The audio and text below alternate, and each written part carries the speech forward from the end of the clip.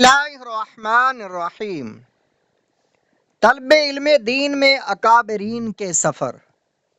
آج ہم سے علم دین حاصل کرنے کے لیے 1 گھنٹے کا سفر نہیں ہوتا۔ ہم علم دین سے اتنے دور ہو گئے کہ ہمارے پاس ہر کام کے لیے وقت ہے، مگر علم دین حاصل کرنے کے لیے 24 گھنٹے میں صرف 2 گھنٹے بھی نہیں ہیں۔ آج گلی گلی طلب علم دین کا جذبہ کھو بیٹھے۔ آج گلی گلی محلہ محلہ مدارس، ادارے، اکیڈمی اور جامعات موجود ہیں، مگر ہم طلب دنیا میں طلب علم دین کا جذبہ کھو بیٹھے۔ ہمارے اسلاف کے اندر علم دین حاصل کرنے کا جذبہ تھا۔ وہ ایک حدیث سننے کے لیے کس قدر طویل سفر، اور وہ بھی گھوڑوں اور اونٹوں پر کیا کرتے تھے۔ حضرت کثیر بن قیس رضی اللہ تعالیٰ عنہ کہتے ہیں کہ میں حضرت ابو درداء رضی اللہ تعالیٰ عنہ کے پاس دمشق کی جامع مسجد میں بیٹھا ہوا تھا۔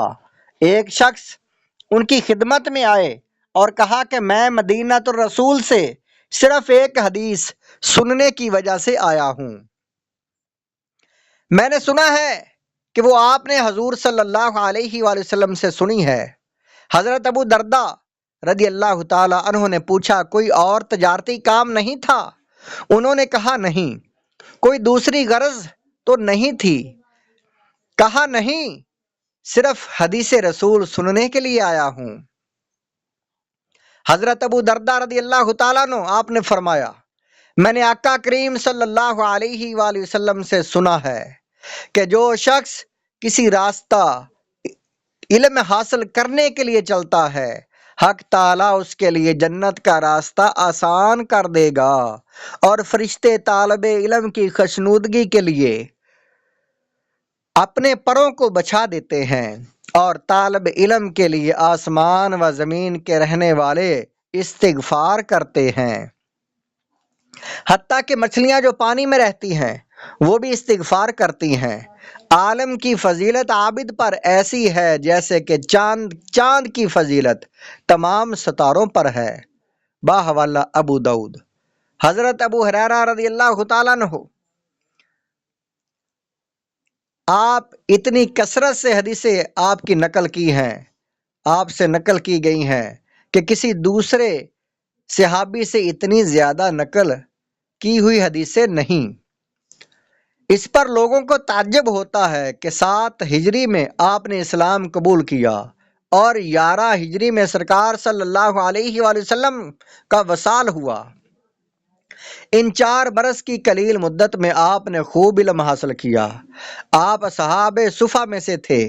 3 اور تن پر چادریں ہوتی تھی۔ بسا اوقات کئی دن فاقہ میں گزر جاتے تھے۔ بھوک کی وجہ سے جنون کی سی حالت ہو جاتی تھی۔ اس کے باوجود علم کی طلب میں لگے رہنا یہ ان کا مشغلہ تھا۔ ایک مرتبہ حضرت ابو ہریرہ رضی اللہ تعالیٰ عنہ نے جنازہ کے متعلق ایک حدیث بیان کی کہ آپ صلی اللہ علیہ وآلہ وسلم نے فرمایا، جو شخص جنازہ پڑھ کر واپس آ جائے اس کو 1 قرات ثواب ملتا ہے، اور جو دفن تک شریک رہے اس کو 2 قرات ثواب ملتا ہے، اور 1 قرات کی مقدار احد پہاڑ سے بھی زیادہ ہے۔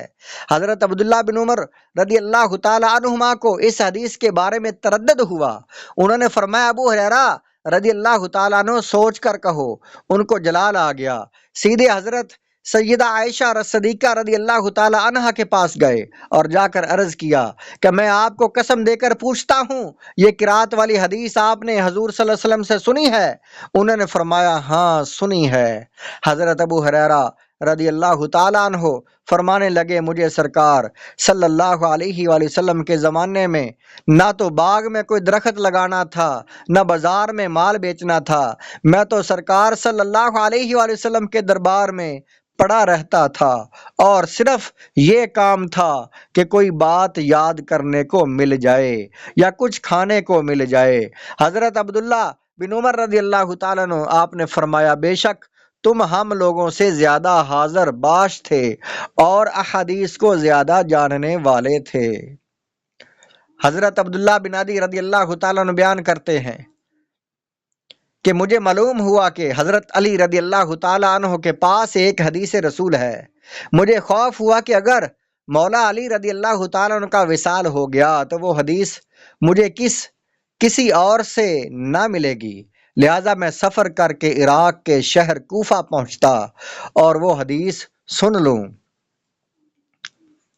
حضرت ابو سعید اعمہ رضی اللہ تعالیٰ عنہ سے روایت ہے کہ حضرت ابو ایوب انصاری رضی اللہ تعالیٰ عنہ نے مدینہ سے مصر کا سفر محض اس لیے کیا کہ حضرت عقبہ بن عامر رضی اللہ تعالیٰ عنہ سے ایک حدیث جا کر سنے۔